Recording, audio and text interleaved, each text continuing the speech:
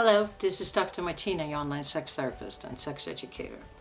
I want to approach the topic intimacy because it is a topic that many books have been written about its complexity and about its difficulty for people to obtain within a relationship.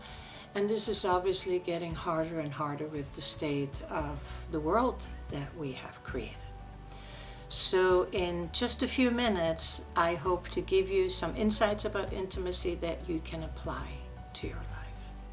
Have you ever asked yourself how long in this evolvement of the human species, how long have we been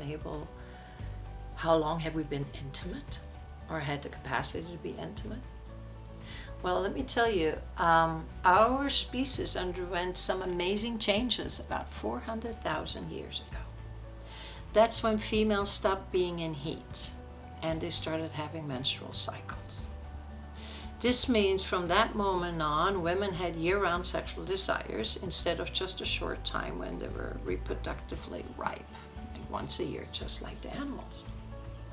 So with that development, women and men stayed together longer. Families and villages and communities and societies were emerged. And here is the amazing thing, a new part of our brain evolved, the neocortex. And the neocortex is responsible for sensations, actions, cognitions, and consciousness. So this development of our neocortex gave us the ability to talk to each other and look at each other while we're having face-to-face intercourse. It gave us the ability to have a desire for a specific person instead of the desire just to get off and have a sexual release.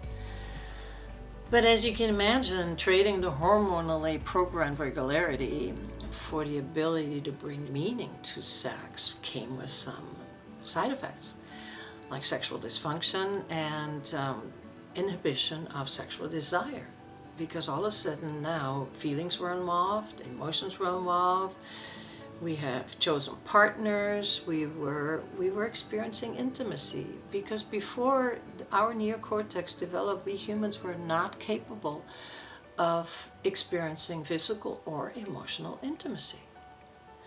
So this capacity that we have now, that we take for granted now, is a relatively new development. Maybe that's why we are not good at it. Well, that could be one of the reasons, but there's also other reasons for it, because we have just different ideas what intimacy is about. I think most of you would agree that intimacy involves the communication of personal information. But how about this sentence? Intimacy involves permanent awareness that you are separate from your partner, with parts yet to be shared. The first one is easy one to accept. The second one is a little harder, because we often think that intimacy has to include acceptance, validation, and reciprocation from one's partner. But that does not sustain. Maybe in the beginning of the courtship, when you're in a honeymoon, but then later when you realize that you and your partner are two different people, you will learn that intimacy cannot evolve if there is a validation attached to that intimacy, an expectation of validation that you need from your partner. And that is not your partner's job. It is your job to validate yourself. It is your partner's job to do the same thing for themselves. And then it's both of your job to be able to come together and communicate to who you are. Let me read a little example from David Schnarr, because from his book, Passionate Marriage. It's a great book, because once you hear it, you can definitely hear the difference. The first one is obviously with needed validation. I will tell you about myself, but only if you then tell me about yourself. If you don't, I won't neither. But I want to, so you have to. I'll go first and then you will be obligated to disclose. It's only fair. And if I go first, you have to make me feel secure. I need to be able to trust you. That last line, I have used that definitely when I was clearly not capable of giving myself the security. And this is how it would sound differently. I don't expect you to agree with me. You weren't put on the face of the earth to validate and reinforce me. But I want you to love me. And you can't really do that if you don't know me.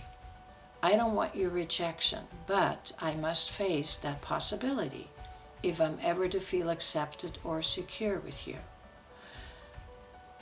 It's time to show myself to you and confront my separateness and mortality. One day when we are no longer together on this earth, I want to know you knew me. So, intimacy is a twofold process. Confronting yourself and self-disclosure to your partner. I hope this helps. I'm going to dabble back into it next week and come and join me. I will see you then.